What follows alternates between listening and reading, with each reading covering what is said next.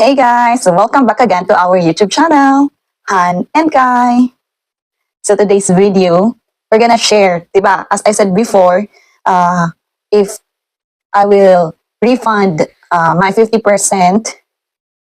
in my integration course, I will update you. So praise God, we already received our 50% from my integration course that we pay. So it's better din pala na kapag napasa mo talaga siya, you have assurance na maibabalik din yung binayad mo sa school mo na 50%. So, yeah. I-flex ko lang yung bago naming TV. Dahil dyan, yan yung remembrance namin sa integration course ko. So this July 2024 lang din namin na-receive yung money or yung half na na-refund namin sa integration course ko. Diba? At least may remembrance kami, may bago kaming TV. Yay! Hindi pa naman sira guys yung TV namin na luma. Nilipat namin siya sa kwarto para meron din kaming bonding moments din doon kapag chilling na lang, nakahiga, tapos nanonood ng TV, diba? So, yan. And, praise God. Wala na tayong problema sa integration course. So, yan po yung bago naming TV. Samsung 50-inch. From the money we get from my integration course, half payment. Diba? Yung luma naming TV, hindi naman siya sira. Nandun lang siya sa kabilang kwarto namin. So we changed it to a bigger one. Para may remembrance yung binayad namin sa integration course. Diba? Laki niyan guys. So yan yun. So nasabi ko nga sa inyo kung paano ko na process yung 50%. Today, we will share it again. How long namin nahintay and kailan namin na-receive, kailan namin pre-process, anong mga requirements para ma-refund din nyo yung integration course na binayad nyo sa school. Okay? So, isi-share ko na ngayon dahil successfully na natin nakuha at na-refund ngayon. So, here's the requirements para malaman nyo or qualified kayo to refund the 50%. Of course, dapat hawak nyo na guys yung B1 certificate and Leben in Deutschland nyo certificate. So, na-receive ko yung B1 and Leben in Deutschland together last April 2024. Okay? So, para malaman nyo kung pasado kayo, of course, you need to wait for that. Okay? Yung result. Okay? Then, that's the time that you need to fill up this form. So, itong form dapat ay may hawak kayo na nakalagay is Antrag und Rückerstattung des Kostenbeitrags 50% gemäß 9 Absatz 6 Integrationskursverordnung. So, yan. So, dapat may hawak kayong form na ganyan. So, nakuha namin yan guys sa Ausländerbehörde. So, nung ni-required akong undergo ng integration course. So, sila yung nagbigay ng form na yan, kinip ko lang. And then, after nung schooling na and exam, and na-receive na namin yung result sa Leben in Deutschland and B1 certificate ko. So, nilabas ulit namin yan. Through by hand lang, pinilapan ni Habi. So, si Habi ang nagbabayad ng expenses ko sa integration course. So, of course, sa kanyang, siya ang nag-fill up and nilagay niya dun yung details ko kung sino yung telememorine or ako yung participant na student. Then, yung konto or yung bank details kung saan kung sino or saan ipapadala or makakatanggap ng refund. So, nilagay din ni Habi yung details niya kasi of course, he's the one paying. So, yan. Pinilapan lang namin yan, guys. And, kung hindi kayo nabigyan sa Ausländerbehörde niyan, you need to connect again sa school nyo, okay? Kunwari sa akin, VHS ako. So, si VHS or sa kanila akong magtatanong ng ganitong form. So, yan. Pilapan nilang yan, guys. Then, of course, dapat yung mga billing ng integration course nyo, huwag nyo itapon. I-keep nyo lang, guys, para alam nyo kung ano yung mga nabayaran nyo na, di ba? Para alam nyo din kung ano yung how much yung babalik sa inyo, okay?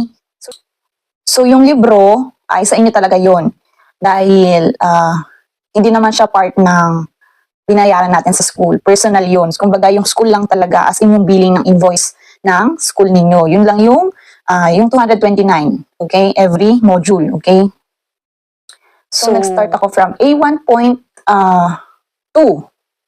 till 11 in Deutschland. So more on 6 module yung nagamit or yung binayaran namin ni Habi. Kasama yung 11 in Deutschland. Okay? Pero kung umabot kayo, tag-start talaga kayo sa A1.1, so 7 module yung babayaran nyo. So yan, after that, so 11 in Deutschland, B1 certificate, and this form that I said a while ago, hingiin nyo yan sa Ausland de Behörde or sa school ninyo, okay? And handwritten lang yan, and then photocopy yung 11 in Deutschland and yung B1 certificate. Then, in-attach namin yan included dun sa form, and then, sinubmit namin yan through by post. So, minail namin sila or by post, and sinubmit namin to sa BAMF, BAMF, okay? Sa Bundesamt for Migration und Flüchtlinge. I hope it's right. BAMF, okay? Yung acronym niya, yung BAMF. So, sinubmit namin sila nung na-receive ko yung document ko nung April, of course, nung May, hindi ko na alam exact date pero May 2024, sinubmit namin siya through by post. In-attach ko lang yung yung B1 certificate, photocopy, and 11 in Deutschland, and that form, okay?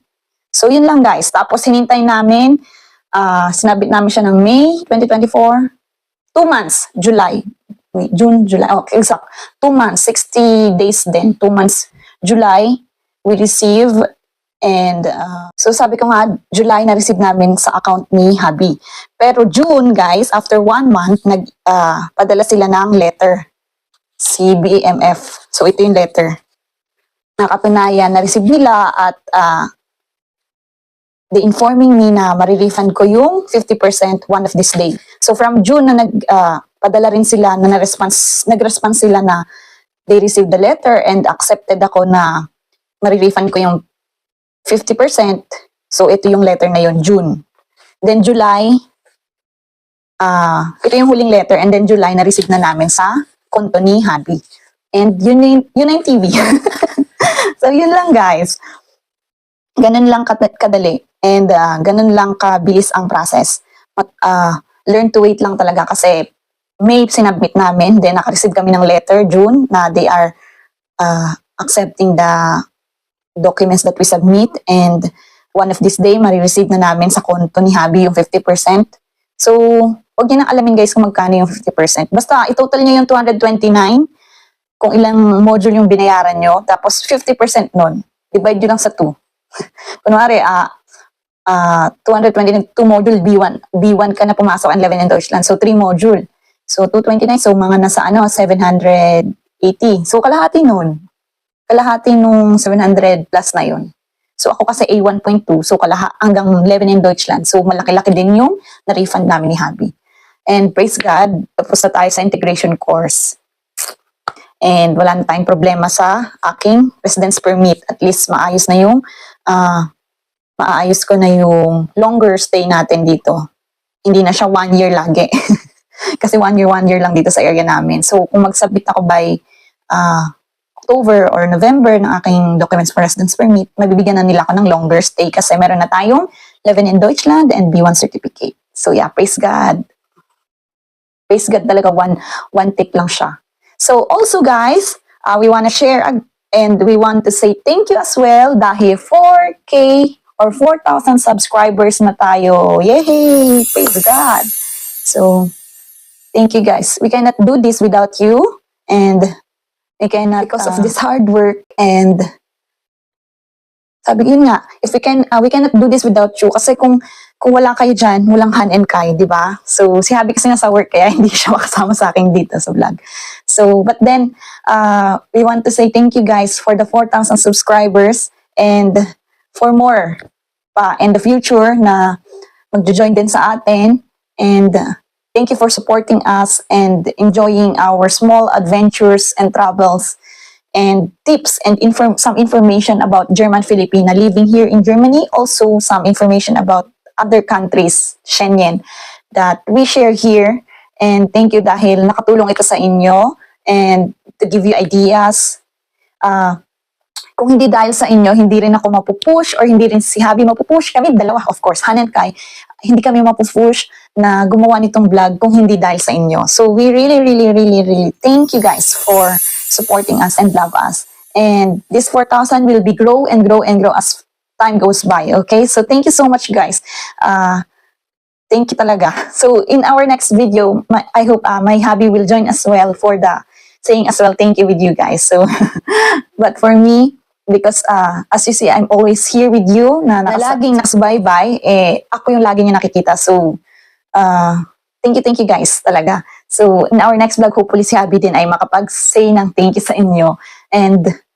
But I said it to him na that we are already 4K subscriber and he's also so much happy. Kasi alam niyo naman yung mga German partner natin or European, they have their own personal life as well. Bukod dito sa vlogging, kung hindi lang din, of course, hindi lang naman din puro vlog tayo, diba? So may mga personal, din sila, may mga full-time job din yan, mga yan, yung mga partner natin. But then, thank you din sa hubby ko kasi he's supporting my vlog. He's supporting our vlog, Han and Kai. And to my family, and to some of my friends who keep supporting. Thank you so much, guys. We made it. And to all who's supporting us talaga. The 4,000 and more pa, go-growth pa ito as time goes by. So yeah, thank you so much, guys. Because of you, we made it. And let's share as well what's your thought and what can ideas and tips you can share as well in the comment section. So thank you, guys. Mag-left lang kayo dyan and some queries then, questions, and we'll try as well to answer again, okay? So yeah. And also, sa mga magtitake ng B1, God bless. Kaya nyo yan. Kung ako nga napas ako, kaya nyo din yan, guys.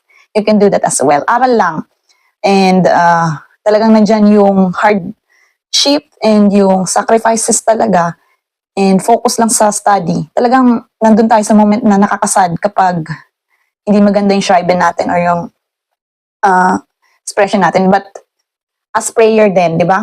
Pray lang and study well, di ba? And you'll do it as well. You can do and pass it, di ba? By God's grace. So yeah, we're gonna end now our vlog. Thank you guys for supporting us, love us, and God bless and have a great day.